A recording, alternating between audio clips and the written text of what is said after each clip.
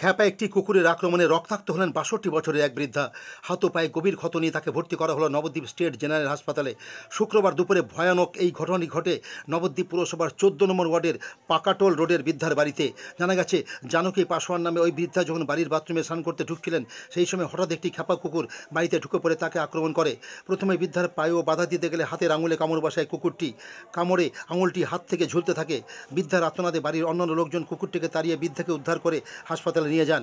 হাতের আঘাতের পরিস্থিতি বিবেচনা করে চিকিৎসকরা অস্ত্রোপচারের মাধ্যমে বৃদ্ধার হাতের একটি আঙুলের অর্ধেক অংশ বাদ দেন বলে জানা গেছে। এই ঘটনায় আতঙ্ক ছড়িয়ে পড়ে ওই এলাকায়। কোথায় কামড়েছে? পায়ে কামড়েছে আর হচ্ছে আঙুল আঙুল বলে কেটে নিয়েছে?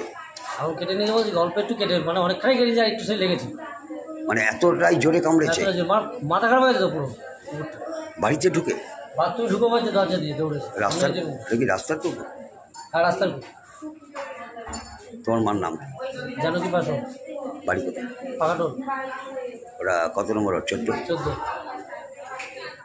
আপনার শাশুড়ি তো? হ্যাঁ। কি হয়েছিল? বাথরুমে গেছিল সেই সময় কি কুকুরটা কি তারা করেছিল? হ্যাঁ, কুকুরটা ঢুকে গেছে ভেতরে। ঢুকে গিয়ে কামড় দিয়েছে?